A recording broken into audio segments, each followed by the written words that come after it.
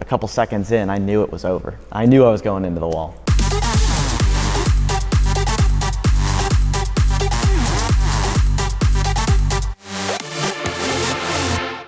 Three years ago, I started tracking my Mazda Miata, and I've been to a variety of tracks, and I've learned a lot along the way. And they say as you get advanced, that's when you start making mistakes. You start resting on your laurels and start having issues that you're too scared to put yourself in the same situations when you're just starting out.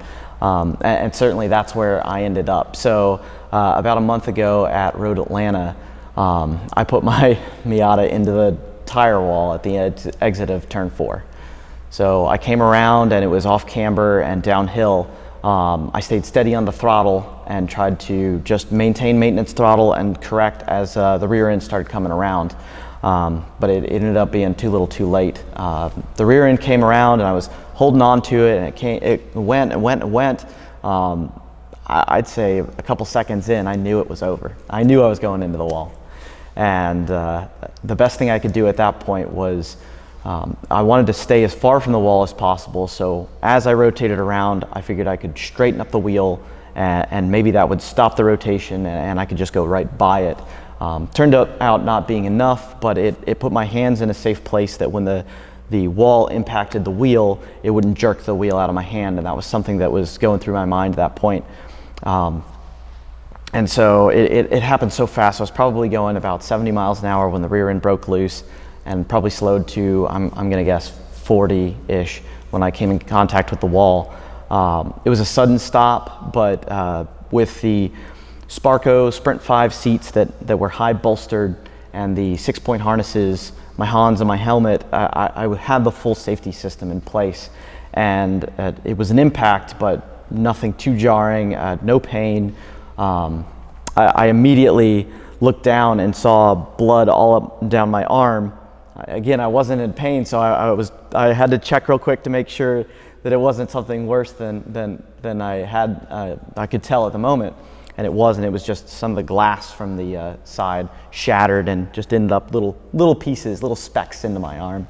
I immediately jumped over and asked my passenger if she was okay.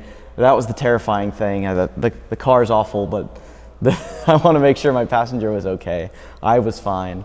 And then the wave hit me of just like, 3 years, no problems, and now my poor car. So we checked on everything, and I put it in gear and pulled forward a little bit just to see if I could maybe limp it back, and I just heard this awful sound, and I knew that it wasn't going anywhere under its own power. So I shut the car off, stayed in position. You're not supposed to leave the car. There's a hot track, so you want to make sure you're not getting out and potentially putting yourself in worse risk, and unless of course there was a fire, which there wasn't. So we just had to hang tight. I checked on my passenger again. I'm like, "Are you sure you are okay?" I felt terrible about that. I apologized. I'm like, "I'm sorry." It was her first time in the track car, but thankfully she had really good spirits about it, and she was understanding, and she wasn't injured either. We were both fine. But it really struck home. All of a sudden, it hit me like, you've got to have a lot of respect for this hobby. You got to be serious about safety. You got to be serious about the risks that you take and that you impose on your passengers. I will never go 10/10ths again with a passenger in the car. It's just not wise. And I wouldn't know what to do if something were to happen to my passenger, especially if nothing happened to me. That'd be really hard to live with. So my focus is on safety going forward. I love sharing this story because hopefully this can help someone else in the same situation or who could run into the same situation. And take your safety gear seriously. I know it's an expense, and you want to put it into your turbo kit and your wheels and your suspension, but consider safety as a top priority. After the impact and after everything happened, the rear quarter collapsed, and of course the whole side was scuffed and bent up.